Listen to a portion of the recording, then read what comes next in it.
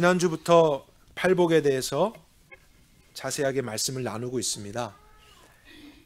중요한 사실은 팔복이 서로 긴밀하게 연관되어 있는 하나의 내용이기 때문에 하나씩 따로 떼어서 보거나 나는 이 8가지 중에서 과연 몇 가지나 해당될까 이런 식으로 생각을 하다 보면은 원래 의도한 데서 벗어나게 되는 일이 있을 수 있다는 사실입니다. 예수님은 특별한 해석이 없이 우리 3절 첫 번째 복에서부터 10절 8번째까지 하나님 나라에서 시작해서 하나님의 나라로 끝이 나는 어떠한 하나의 주제와 메시지를 전하고 계시죠. 특별히 하나님 나라라고 하는 영적인 사실을 여러 다양한 각도에서 비추어 주는 것으로 우리가 이해할 수 있습니다. 이 팔복의 내용들이 오늘날 저와 여러분의 삶에 실제가 되고 경험되어지고 있다면 그것이 하나님의 나라를 경험한다는 사실입니다. 여러분, 그렇다면 기억하십시오. 여러분에게 그것이 구원의 확신을 줄 것입니다. 그러니까 구원의 확신이라고 하는 것은 내가 수년 전에 예수님을 영접하는 기도를 했던 것에서 근거를 찾는 게 아니라, 또 죽은 후에 알게 될 그런 일이 아니라 이 땅 가운데 임한 하나님의 그 나라를 경험하는 삶입니다. 그것이 나에게 실제가 되고 있다면 이 세상을 떠난 후에도 그 완전한 것, 영원한 천국을 내가 경험하게 될 것을 아는 것이죠. 그러한 신앙이 우리에게 실제가 되는 것, 그것이 오늘 저와 여러분에게 주는 구원의 확신이 될 것입니다. 특별히 이번 주는 첫 번째에서부터 네 번째 복까지를 조금 더 자세히 살펴볼 것이고요. 다음 주는 5번째부터 마지막까지 우리가 함께 내용을 자세히 관찰하겠습니다. 예수님께서 하나님 나라를 소유하게 될 사람들을 첫 번째로 심령이 가난한 사람들이라고 하셨습니다. 여러분, 심령이 가난한 사람하고 그냥 가난한 사람하고 다른 것인가요?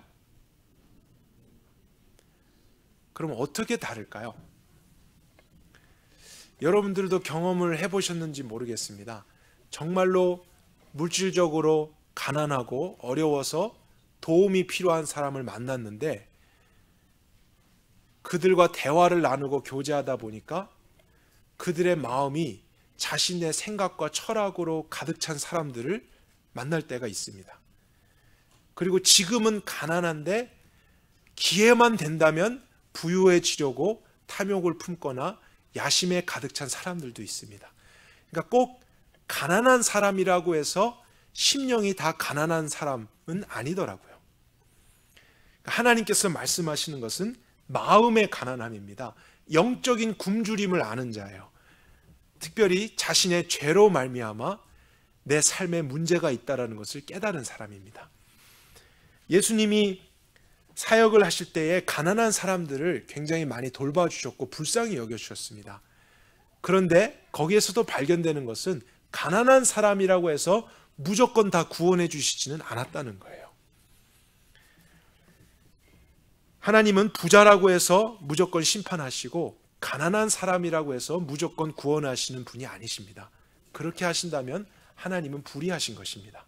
사람을 외모로 판단하시기 때문이죠. 그러한 보여지는 조건이 아니라 보이지 않는 실체, 그 마음의 상태에 하나님의 나라의 조건이 있다는 것을 말씀하십니다. 그런데 유독 부유한 사람들은 가난한 마음을 갖는 것이 어렵기도 합니다. 그래서 예수님도 부자가 구원을 받는 것이 낙타가 바늘 구멍을 통과하는 것 같이 어렵다라고 비유해 주셨어요. 어쩌면 그것은 거의 불가능한 것을 이야기하신 것인지도 모릅니다. 세상에 대한 탐욕과 애착이 강할수록 마음의 가난함을 갖는 것이 어려운 것은 사실입니다. 그럼에도 불구하고 자신의 그런 탐욕과 세상에 대한 애착 때문에 죄를 인식하고 마음의 가난함을 느끼면서 예수님을 찾게 되는 경우도 있습니다. 성경에도 그러한 예가 몇 가지 있는데 그 중에 한 사람이 삭개오라는 사람이었습니다. 그리고 예수님의 시체를 달라고 했던 아리마대 요셉이나 니고데모 같은 경우, 사도행전에 있었던 루디아 같은 경우도 부유한 계층의 사람들이었어요. 그런데 하나님의 은혜로 그들은 부유함 때문에 마음이 어두워져 있거나 또 가득 찬 게 아니라 오히려 가난함을 경험했고 죄를 인식했고 또 예수님께 나와서 구원을 경험하게 되는 특별한 일이 있었습니다.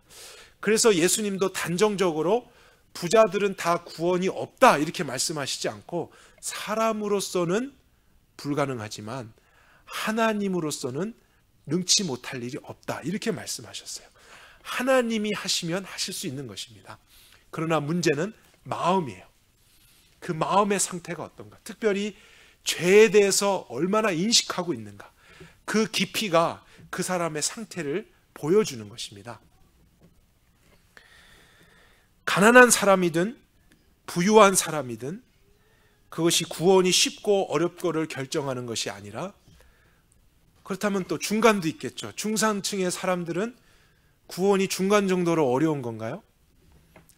그렇지 않겠죠. 그런 것에 관계없이 모두 다 어렵습니다.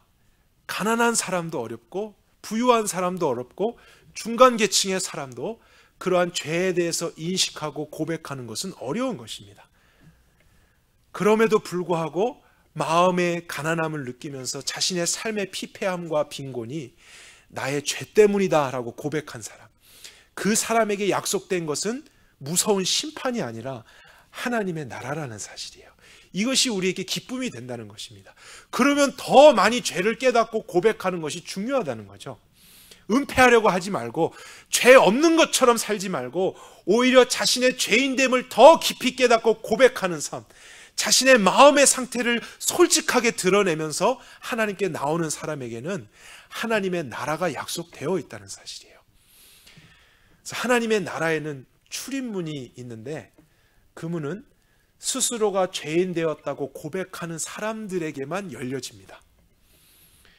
놀라운 것이죠. 그러나 자신의 마음이 스스로의 생각과 자기의 자신으로 가득 차 있는 사람은 여전히 하나님의 나라가 보이지 않는 것입니다. 다른 사람들이 봤을 때는 많은 조건들로 인해서 행복할 것 같지만 그 사람은 참된 행복을 알지 못하는 사람입니다. 그리고 두 번째로 넘어가면은요, 심령이 가난한 사람이 그 죄를 깨닫고 후회만 하는 게 아니라 슬퍼하며 애통하기 시작할 때, 그래서 여기서 말하는 애통이라는 것이 바로 첫 번째와 연결된다고 우리는 생각해야 합니다. 회개를 의미하는 것이죠. 그럴 때 예수님은 위로를 약속해 주셨습니다. 그렇다면 여기서 말하는 위로도 그냥 감정적으로 내일이면 괜찮아질 거야, 시간이 지나면 좋아질 거야 하는 그런 정도의 위로가 아니라 하나님 나라와 하나님 나라의 구원과 관련된 어떤 특별한 의미의 위로를 말씀하시는 것으로 저희들이 생각할 수 있다는 것입니다. 우리는 그런 예수님의 의도를 자꾸 발견하려고 해야 합니다. 특별히 이 위로라는 단어는 구약에서 여호와 하나님이 죄로 인해 멸망의 위기를 맞이하는 이스라엘 백성들을 구원하실 때 가장 많이 사용하신 단어 중에 하나입니다. 특별한 의미를 가지는 단어예요. 제가 주보에 몇 가지 예를 찾아 적어 놓았는데요, 너무 많아서 사실 다 적을 수가 없었습니다. 특별히 우리가 두 군데만 한번 직접 찾아보도록 할까요? 이사야서 52장 9절을 찾아보겠습니다.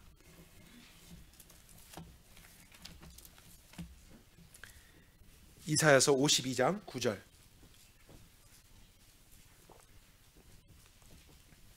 너 예루살렘에 버려진 곳들아, 기쁜 소리를 발하여 함께 노래할지어다. 이는 여호와께서 그 백성을 위로하셨고 예루살렘을 대속하셨습니다. 예루살렘에 버려졌다는 것은 죄 때문에 하나님의 심판을 받은 사실이죠. 그리고 마지막에 병행 구조가 나옵니다. 백성을 위로하다, 예루살렘을 대속하다. 이 백성이라는 것이 예루살렘을 지칭하기 때문에 위로라고 하는 이 의미도 그냥 감정적인 격려가 아니라 대속의 의미가 있다는 것을 저희들이 발견하는 것이죠. 구원에 대한 의미입니다. 그것과 같은 다른 동의어로서 위로가 사용되었습니다. 그리고 더 중요한 구절, 우리 몇 장 뒤에 있는 이사야서 61장 1절부터 3절도 함께 같이 확인하겠습니다. 61장 1, 2, 3절입니다. 대주제 여호와의 영이 내게 임하셨으니 이는 여호와께서 내게 기름을 부으사, 잘 들어보십시오, 가난한 자에게 아름다운 소식을 전하려 하심이라. 아름다운 소식은 문자 그대로 하면 복음입니다. 기쁜 소식. 영어로는 good tiding이라고 되어 있습니다. 그리고 이 가난하다는 뜻도 물질적인 가난함을 이야기하는 것이 아닌 마음의 가난함, 심령의 가난함을 이야기하는 것이죠. 첫 번째 복과 관련된 것입니다. 나를 보내사 마음이 상한 자를 고치며, 죄 때문이겠죠. 포로된 자, 죄에 포로됐다는 것을 이야기하는 거겠죠. 자유를, 갇힌 자, 죄 때문에 갇혀서 종로로 타는 자, 그들에게 노임을 전파하며 여호와의 은혜의 해와 우리 하나님의 신원의 날을 전파하여 모든 슬픈 자를 위로하되, 이때에 위로라는 단어가 사용됐습니다. 여기서도 슬퍼한다는 것은 자신들의 죄로 인한 슬픔입니다. 애통함이죠. 3절, 시온에서 슬퍼하는 자에게, 애통하는 자에게 죄를 대신해서 아름다움, 옛날 번역에는 화관을 씌우며 이렇게 돼 있고요. 애통을 대신하여 희락의 기름으로 무거운 마음을 대신하여 찬송의 옷을 주며 그들로 의의 나무 곧 여호와의 심으신 바 그 영광을 나타낼 자라 일컬음을 얻게 하려 하심이라. 이 이사야서 61장 말씀이 굉장히 중요한 의미를 갖는 이유는 예수님께서 이 땅에 오셨을 때 회당에 들어가셔서 이 말씀을 피고 직접 읽으셨기 때문입니다. 그리고 이 말씀을 읽으신 후에 뭐라고 하셨냐면, 오늘날 너희들의 귀에 이 말씀이 성취되었다, 이렇게 말씀하셨어요. 이러한 예언된 말씀을 예수님께서 이루기 위해서 오셨다는 것입니다. 이러한 구원을 위해서 오셨다는 거예요. 그 말은 이 세상 가운데 죄 때문에 고민하고 죄 때문에 마음이 무너지고 삶이 파산되었고 애통하고 슬퍼하고 갇혀있는 자에게 진정한 의미의 자유, 진정한 의미의 위로, 진정한 의미의 회복을 주시는 구원자로서 예수님이 오셨다는 사실이에요. 하나님의 나라를 임하게 하기 위해서 예수님이 오신 것입니다. 그것을 표현하는 중요한 그 메시지가 3절 같은 경우에 보면은, 슬퍼하는 자에게 그 애통해 할 때, 회개할 때 이스라엘 백성들은 죄를 뒤집어 쓰고 옷을 찢는다, 이런 표현들이 많이 있죠. 그래서 죄를 뒤집어 쓴 사람에게 화관을 씌워준다는 거예요. 아름다움을 대신 허락해준다. 그리고 애통해 할 때 희락의 기름을 대신 발라주고, 무거운 마음을 대신해서 찬송의 옷으로 입혀주고, 그 모든 슬픔이 완전한 기쁨과 회복으로 변화될 것을 말씀하십니다. 그렇기 때문에 아까 마태복음에서 보았던 위로의 복이 있을 것이다 라고 했던 예수님의 말씀은 단순히 걱정하지 말고 잘 될 거야 하는 그런 격려의 위로 정도가 아니라 하나님 나라의 구원의 위로라는 것을 저희들이 발견하게 되는 것입니다. 죄로부터 벗어나는 위로를 이야기하는 거예요. 죄 가운데서 한 번, 두 번 만난 슬픔을 계속 격려해 주시는 이러한 위로가 아니라요, 예수님께서 정말로 행복한 삶으로 이끌어 주시는 참된 위로는 이제 더 이상 죄의 지배를 받지 않을 수 있는 삶으로 옮겨주시는 위로입니다. 다시는 슬퍼하지 않을, 슬픔의 이유가 제거되는 그러한 변화로서의 위로라는 거예요.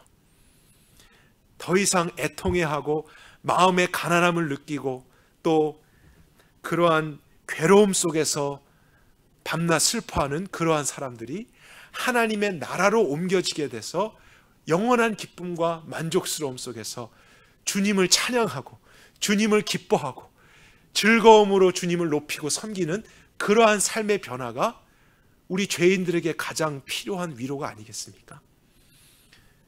그러한 완전한 위로가 아니라면 우리는 날마다 죄를 짓고 또 그 죄에 대한 해결을 위해 또 다른 종류의 위로가 날마다 필요한 것이죠. 그러한 구원은 참된 구원이 아니겠죠. 그러나 하나님 나라의 구원이라는 것은 이 땅에서부터 많은 일들을 경험할 것이지만 슬퍼하지 않을 수 있는 삶의 놀라운 변화로서의 위로, 참된 위로입니다. 죄 때문에 애통하는 자에게 약속된 복, 이것을 경험한 사람이 정말로 행복한 사람이라는 뜻이죠. 그리고 세 번째 온유한 자에게 주신 복을 살펴보겠습니다. 온유한 자는 복이 있나니 저희가 땅을 기업으로 받을 것이다. 그러면 여러분들이 눈치를 채셨을 거예요. 여기서 말하는 땅을 기업으로 준다는 의미도 이거 부동산이 많아진다 이런 의미는 아닌 것 같다. 부자가 된다는 의미는 아닌 것 같다. 뭔가 하나님 나라와 관련된 의미가 있지는 않을까 이렇게 생각하셨다면 바르게 가고 있는 것입니다. 그럼 그 단어부터 우리가 한번 살펴보겠습니다. 땅을 기업으로 준다고 했던 이 단어가 굉장히 재미있는 의미가 있습니다. 제가 기회만 되면 여러분에게 사전을 직접 보여드리고 싶은데 이 의미의 원어적인 표현은 제비를 뽑아서 할당을 받는다라는 뜻이에요. 제비를 뽑아서 나의 몫을 할당받는다. 근데 이러한 정확한 의미의 표현이 구약 성경에 기록되어 있었습니다. 특별히 하나님의 나라를 설명할 때 이 의미가 사용됐었습니다. 그것이 언제였냐면 이스라엘 백성이 가나안 땅에 들어갈 때였어요. 가나안 땅을 아직 정복하기 전에 그들이 광야에서 12지파가 나와서 제비를 뽑습니다. 그리고 12지파에게 그 가나안 땅의 땅이 분배되어서 할당됩니다. 그들에게 이 땅을 주었다라고 하면서 하나님이 허락해 주십니다. 민수기 34장 같은 경우에 그러한 내용이 자세히 기록되어 있습니다.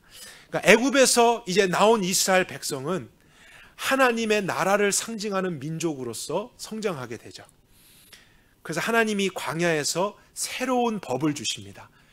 세상에서 통용되는 법이 아닌 하나님 나라에만 통용되는 독특한 법, 새로운 법이에요. 그리고 그 법과 그러한 하나님의 뜻을 이루고 그러한 문화를 새롭게 이뤄갈 나라가 형성되는 것입니다. 그러한 사명을 가지고 세상으로 상징되는 가나안 땅에 이제 들어가죠. 그래서 가나안이라고 하는 세상이 그 땅에 임한 하나님의 나라 이스라엘로 바뀌게 됩니다. 이것이 구원의 의미를 담고 있다는 거예요. 세상에서 통용되던 원리와 그들의 법이 이제는 하나님의 나라에서 삼키움을 당하고 오히려 하나님의 나라가 확장되면서 그 가나안 땅이 하나님의 나라가 되는 것. 이것이 하나님께서 계획하신 구원의 목적입니다. 그런데 이스라엘 백성이 아직 그 땅을 차지하지 않았는데 하나님은 먼저 제비를 뽑아서 지파별로 나누어 주었다는 거예요.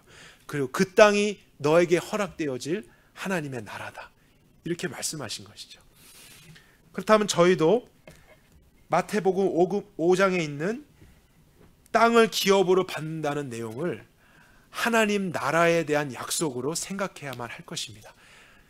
자신의 죄의 문제를 심각하게 깨닫고 고백해서 애통해하면서 회개하는 사람, 그리고 그 사람이 이제 하나님께 약속을 받는 것은 이 땅에 임한 하나님의 나라를 할당받는 거예요. 자신에게 주어진 하나님의 나라, 그리고 그 나라 안에 살면서 하나님의 가치관을 실현하는 그러한 사명을 받는 것입니다. 하나님의 방법으로 죄의 문제를 해결하려고 하는 사람들, 그 사람들이 이 땅에서부터 하나님의 나라를 실질적으로 경험하며 오히려 세상을 정복하고 하나님의 나라를 더 확장하게 되고 하나님의 영광을 경험할 수 있는 그런 놀라운 복이 그들에게 주어진 약속이라는 사실입니다.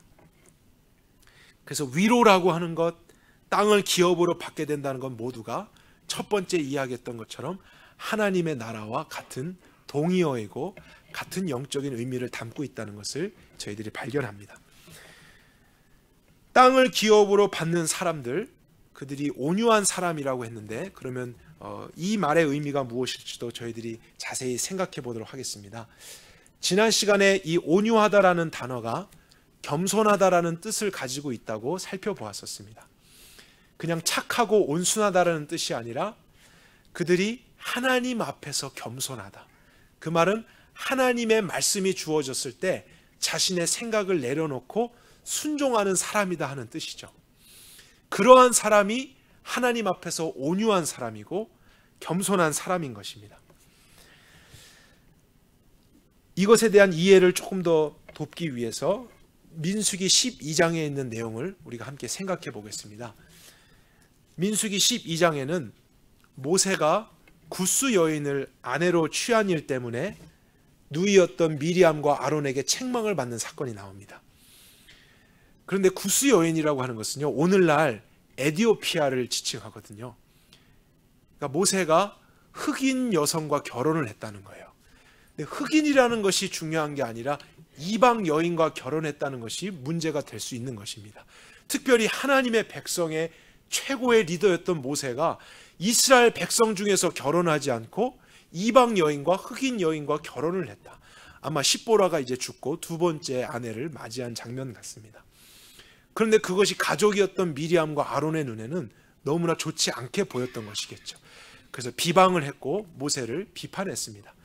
이러한 문맥 가운데 민수기 12장 3절에 보면 이러한 구절이 기록돼요. 모세는 모든 사람들보다 온유함이 승하다. 그런데 거기서 말하는 온유함이란 뜻이 바로 저희들이 지금 생각해 보고자 하는 하나님 앞에서의 겸손함을 의미한다는 거예요. 모세가 이방 여인과 결혼하는 것이 좋지 않다는 것을 몰랐겠습니까?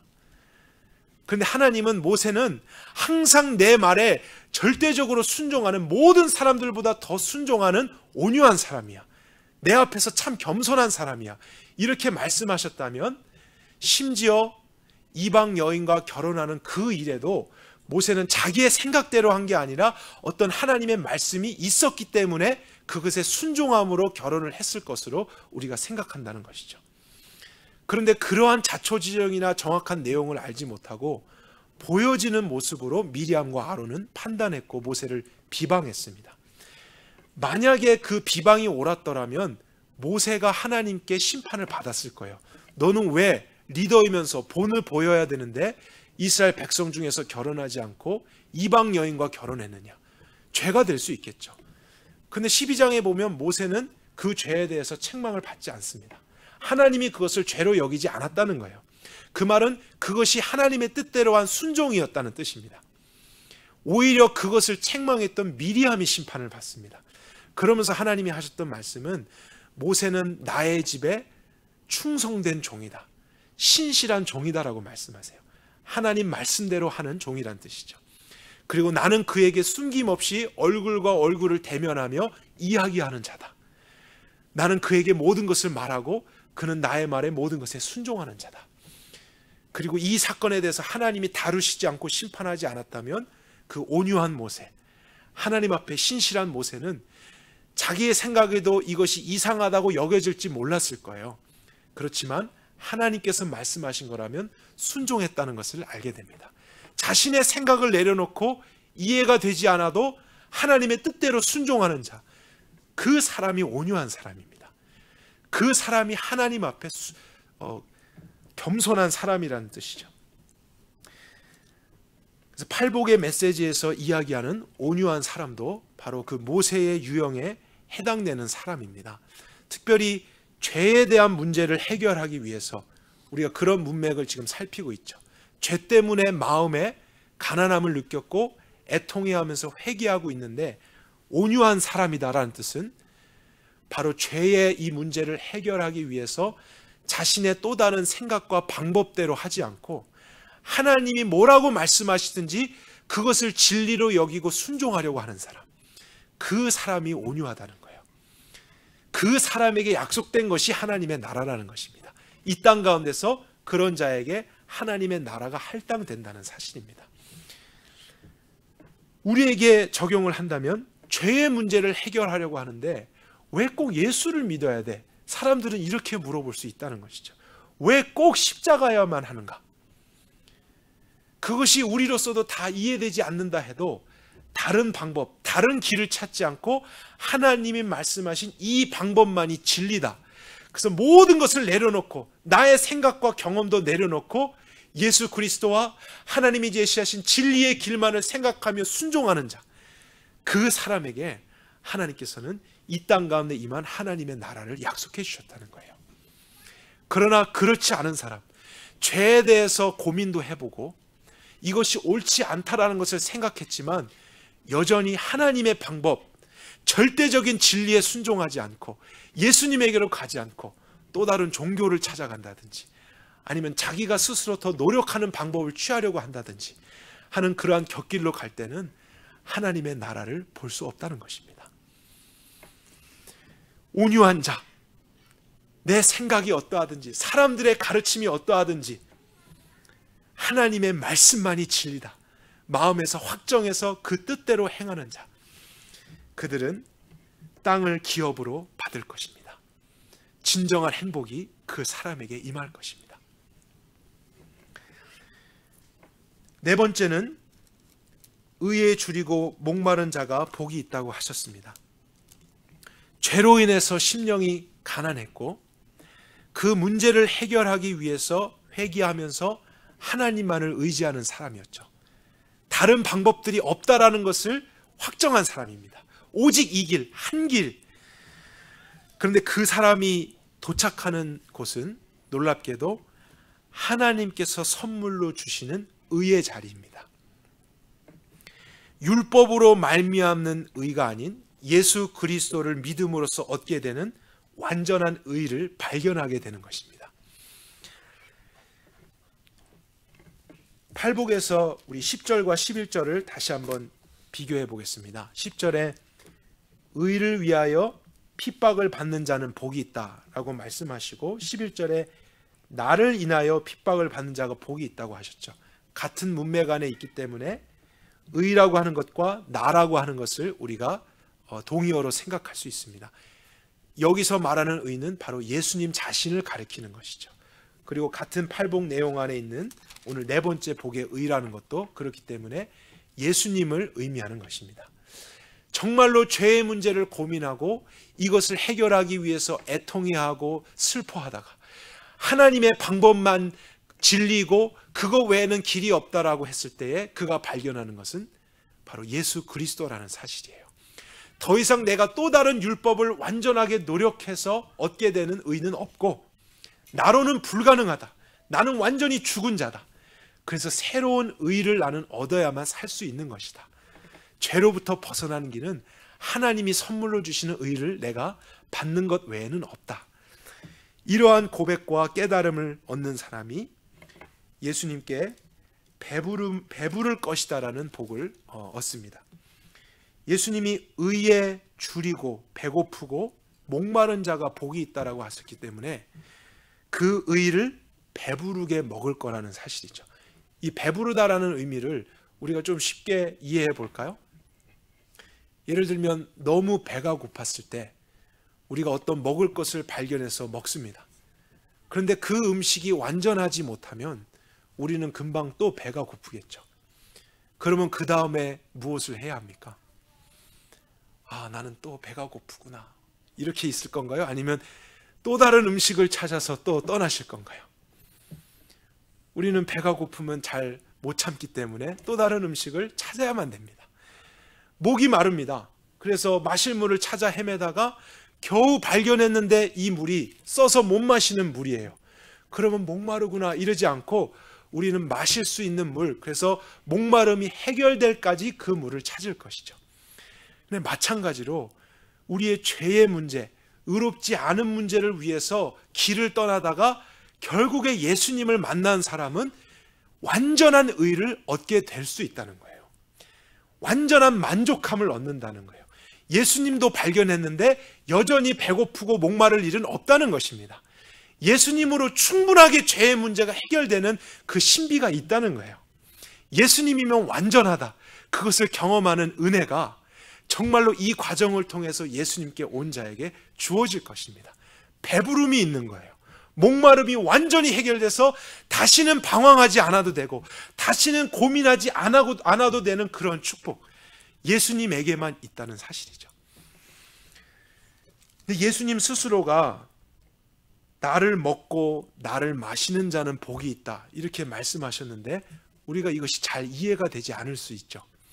근데 이 표현이 조금은 이상하게 들릴지 모르지만 예수님께서 자주 설교 때 인용하셨던 내용입니다. 그 부분을 직접 우리 한번 눈으로 찾아보도록 하겠습니다. 요한복음 6장 35절입니다.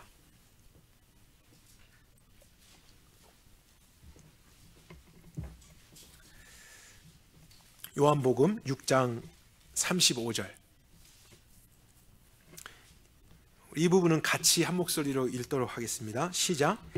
예수께서 그들에게 이르시되 내가 곧 생명의 떡이니 내게 오는 자는 결코 줄이지 아니할 터요 나를 믿는 자는 영원히 목마르지 아니하리라. 정확하게 똑같은 단어가 사용되었죠. 줄이지 않는다, 목마르지 않는다. 그런데 이것이 예수님이 주시는 떡과 물을 마셔서가 아니고 예수님을 먹고 마셨을 때 이런 일이 있을 거다라고 말씀하신 거예요. 지금 이 문맥은 6장에서 많은 사람들이 예수님의 떡과 기적을 경험해서 또다시 그것을 원해서 왔던 무리들 앞에서 주신 설교의 내용입니다. 그런데 그런 무리를 향해서 예수님이 51절도 한번 가서 보겠습니다. 이제 더 직설적으로 말씀을 주십니다. 이 부분부터는 제가 혼자서 읽도록 하겠습니다. 내가 곧 하늘로부터 내려온 산떡이니 사람이 이 떡을 먹으면 영원히 살리라. 내가 줄 떡은 세상의 생명을 위하여 내가 줄 바 내 살이니라 하시니라. 예수님이 정말로 나를 먹으라고 하셨어요. 내 살을 먹어라. 그런데 52절에 유대인들이 그 얘기를 듣고 어떻게 반응했냐면 이 사람이 어찌 능히 살을 우리에게 주어 먹게 하겠느냐.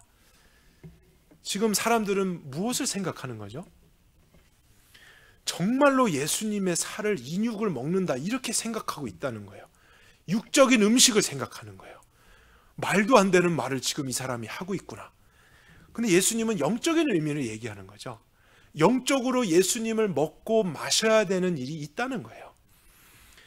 53절 그들에게 말씀하시되 진실로 진실로 내가 너에게 이르노니 너희가 인자의 살을 먹지 않고, 더 무서운 말씀이 나옵니다. 인자의 피를 마시지 아니하면 너희 속에 생명이 없느니라. 내 살을 먹고 내 피를 마시는 자는 영생을 가졌으며 내가 또한 그 마지막 날에 그를 살리리니 내 살은 참된 양식이요 내 피는 참된 음료로다. 내 살을 먹고 내 피를 마시는 자는 내 안에 거하고 나도 그 안에 거하나니 살아계신 아버지께서 나를 보내심에 내가 아버지로 인하여 사는 것 같이 나를 먹는 그 사람도 나를 인하여 살리라. 이렇게 말씀하셨을 때에 이제 6장 후반부에 보면은 많은 사람들이 예수님을 떠나갑니다. 이 말씀을 이해하지 못했기 때문에 떠나가고, 아니면 너무나 이상한 말씀이다 하면서 질문을 하면서 떠나기 시작합니다. 그럼 저는 여러분께 묻겠습니다. 여러분, 예수님을 먹고 마신다라는 의미를 여러분은 정말로 이해하셨습니까? 우리는 예수님을 어떻게 먹고 어떻게 마실 수 있을까요? 그것이 무슨 뜻일까요? 그것은 사실 영적인 가르침인데 예수님과의 연합을 의미하는 것입니다. 그 정답을 우리가 6장 가운데서도 발견합니다. 56절 같은 거 볼까요? 내 살을 먹고 내 피를 마시는 자는 어떻게 됩니까? 내 안에 거하고 나도 그 안에 거한다. 예수님과의 완전한 연합을 의미하는 영적인 교훈입니다. 근데 이것도 먹는 것을 생각하면 이해가 쉽습니다. 여러분, 먹는 것을 우리 한번 생각해 볼까요? 내가 있고 음식이 있었습니다. 너무 배가 고팠습니다. 그래서 열심히 음식을 먹었습니다. 음식이 들어왔습니다. 그런데 음식이 들어온 다음에 음식 그대로 내 안에 있나요? 내 안에서 소화가 되고 분해가 되죠. 결국에 그 음식은 어떻게 됩니까? 내 살이 되고 내 피가 됩니다. 더 이상 나하고 음식이 따로 분리되어 있지 않고 음식이 내가 되고 내가 음식이 됩니다. 그것을 먹으면 가능합니다. 그러나 먹지 않고 있으면 항상 분리되어 있는 거예요. 음식은 음식이고 나는 나예요. 예수님이 주시려는 교훈도 바로 그거예요. 사람들은 예수님을 먹으려고 하지 않고 예수님이 주는 떡을 먹으려고 그랬죠. 그럼 여전히 예수님은 예수님이고 그들은 그들이에요. 내 삶은 내 삶, 예수님의 삶은 예수님의 삶. 여전히 내가 주인 돼서 내 생명을 지키고 내 스타일대로 살아가는데 그들이 원하는 건 뭐냐면 예수님의 떡만을 원하는 거예요. 예수님이 나의 문제를 해결해 주시기만을 원하는 거죠. 그런 곳에는 예수님과의 완전한 연합이 없습니다. 그것이 아니고 내 삶에 정말 필요한 것은 저 먹을 떡과 마실 물이 아니라 예수님의 전부다. 왜냐하면 나는 완전히 죽은 자이기 때문에, 내 생명으로는 살아갈 수 없기 때문에 나는 예수님이 주시는 그 음식이 필요한 게 아니고 예수님 전부의 그 생명이 필요하다는 거예요. 예수님을 그대로 내가 받아들이고 그분을 정말 먹는 것 같은 신앙, 그분을 마시는 것 같은 신앙. 그래서 더 이상 예수님이 예수님, 내가 나, 예수님의 말씀이 예수님 말씀, 내 말이 내 말 나눠지지 않고 그것이 완전히 내가 되는 것 같은 영적인 신비를 경험할 때 그 사람의 삶이 진정으로 만족함을 경험한다는 것입니다. 우리가 이것을 믿느냐 하는 것이죠. 아니면 예수님을 믿는다고 하지만 여전히 예수님의 기적과 축복을 열심히 믿고 있는 것이 있을 수도 있습니다. 문제의 해결만을 믿을 수 있습니다. 아니면 죽은 후에 나를 천국에 데려가 주실 그 예수님만을 생각할 수 있습니다. 그러나 그런 자에게 하나님의 나라가 보이는 것이 아닙니다. 이 땅에서부터 죄의 문제 때문에 허덕이면서 회개하다가 나의 전부를 바꾸어 주실, 나를 완전히 새롭게 해주실 그분을 만난 거예요. 그러면 그분에게 나 무엇을 주십시오 이야기한 게 아니라 나는 예수님이 필요합니다. 머리부터 발끝까지 나는 예수님으로 바뀌어져야 됩니다. 예수님의 의 전부, 예수님의 생명 전부, 그리고 예수님의 말씀 전부, 그것이 나의 것이 되어야 하는 것이죠. 그렇기 때문에 그러한 삶에 예수님의 말씀에 순종이 있는 것입니다. 예수님을 따라가는 것이 있는 거예요. 예수님의 길과 나의 길이 분리되지 않기 때문이죠. 그런데 항상 그것을 분리하면서 살아갔던 사람은 잠깐의 떡 때문에 배고픔을 면한 것 같지만 또 다른 문제를 만나면 또다시 배고파합니다. 그러면 다시 예수님께 나와서 열심히 기도하겠죠. 그 문제를 놓고 기도하겠죠. 소원을 성취해달라고 기도하겠죠. 은혜를 내려달라고 기도하겠지만 그 사람은 진정한 만족을 이 땅에서 경험할 수가 없어요. 진정한 만족은 하나님 나라 안에만 있기 때문에 그 나라의 구원을 경험해야 됩니다. 예수 그리스도의 완전한 연합을 경험해야 돼요. 그래서 내 삶에 있는 가장 큰 문제는 상황과 환경이 아니구나. 바로 나 자신이구나. 내 죄구나. 내 인생에 나를 가장 힘들게 하는 것은 나구나.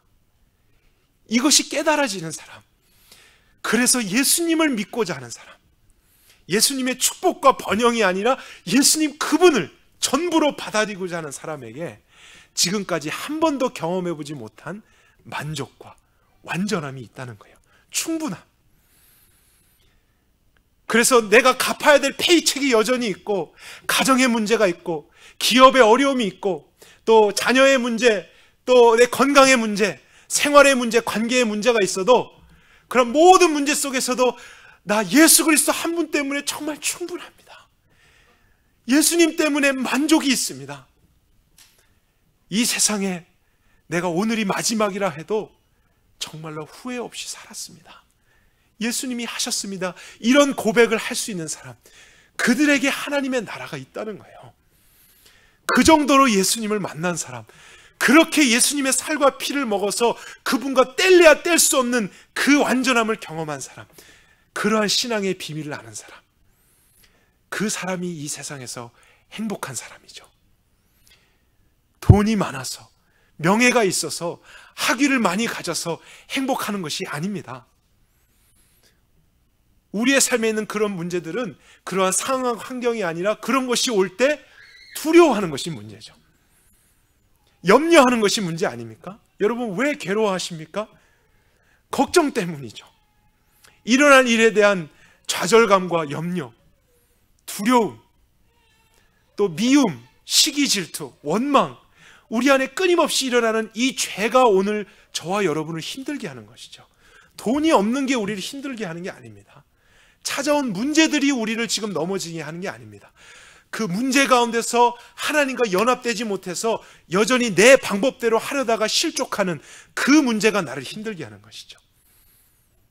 하나님 없이 살아가려고 하다가 평안이 없게 되어서 두려움을 항상 안고 살아가는 나 자신이 늘 나를 힘들게 하는 것입니다.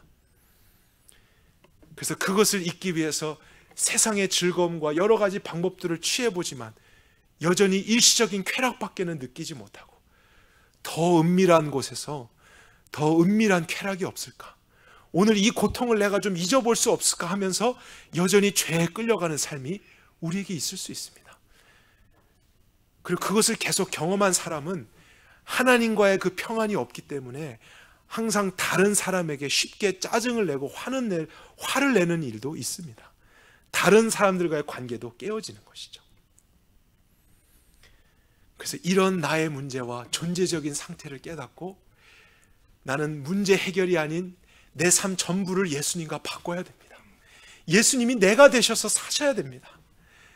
예수님을 먹고 마시는 것, 나에게 그것이 필요합니다. 그 믿음을 가진 사람, 그에게는 더 이상 배고프지 않을, 목마르지 않을 하나님의 놀라운 축복과 완전한 은혜가 있는 것입니다. 우리가 1절 첫 번째 복부터 세 번째까지를 살펴보면서 발견할 수 있었던 것은 죄에 대한 인식과 그것에 대한 회개였죠. 그런데 네 번째 복, 의에 줄이고 목마름을 통해서 우리가 발견하게 되는 것은 이제 복음에 대한 믿음입니다. 예수 그리스도가 어떤 분인지, 그분이 나를 위해서 하시는 일이 무엇인지, 예수님을 믿는다는 의미가 무엇인지에 대한 부분입니다. 그러니까 이 모든 것이 합쳐져서 하나님의 나라를 경험하는 것이라면 우리의 신앙 또한 그러한 균형이 반드시 필요한 것이죠. 날마다 죄를 고백하는 것만으로 하나님의 나라를 경험하는 것이 아닙니다. 어떤 분들은 그렇게 오해하시는 경우가 있어요. 죄를 있는 그대로 적나라하게 고백하고 내가 얼마나 나쁜 삶을 살았는지를 이야기하면 하나님의 구원을 더 실질적으로 경험할 것이다, 이렇게 생각하는 분들이 계신데 그것은 옳지 않습니다. 분명히 회개하는 것이 필요하지만 회개만으로는 하나님의 나라를 경험할 수 없어요. 반드시 예수님을 먹고 마시는 그 믿음으로써 하나님의 나라가 완성되는 것입니다. 회개와 믿음이 같이 있어야 돼요. 내 죄의 문제를 깨닫고 애통해야 하는데 반드시 그 문제를 해결해 줄 방법과 완전한 의를 발견해야 됩니다. 늘 교회에 와서도 죄만 회개하고 가슴을 치고 울고 떠나가면 죄에서 벗어날 수 없습니다. 그렇기 때문에 오신 예수님을 발견하는 것이죠. 그렇기 때문에 완전한 의가 예수님으로부터 주어지는 것이구나. 정말 예수님이 나를 위해서 이 모든 일을 하셨구나. 예수님이면 완전하고 충분하겠구나. 그것을 믿는 신앙이 이제 결국에는 우리의 삶을 고쳐가는 것입니다. 죄로부터 벗어나게 하는 실질적인 삶을 가져오게 되는 것이죠. 회개와 믿음입니다. 네 가지의 의미를 우리가 살펴볼 때 정말로 예수님이 우리에게 허락해 주실 행복은 죽은 후에만 경험하게 되는 그러한 삶이 아니라 정말로 이 세상 가운데서부터 경험할 수 있는 행복이라는 것을 우리가 믿어야 한다는 것이죠. 여러분이 살아가는 일상에서 죄가 사라진다고 생각해 보십시오. 마음의 무거운 것들, 염려와 걱정과 근심이 사라진다고 생각해 보십시오. 거기가 정말 천국인 것입니다. 그것을 위해서 예수님이 오셨고 오늘도 그러한 구원을 저와 여러분들에게 하길 원하십니다. 그것이 행복한 삶입니다. 우리의 환경이 하나도 변화되지 않아도 그 죄에 대한 권세가 우리 삶에서 제거되면 우리는 진정한 행복과 만족을 경험할 수 있는 것이죠. 저는 그러한 구원을 사모합니다. 오늘 우리 가정에 그러한 구원이 임했으면 좋겠습니다. 하나님의 나라가 그렇게 이 공동체 안에 실질적으로 경험되어졌으면 좋겠습니다. 그래서 우리가 이러한 찬송을 할 수 있는 거예요.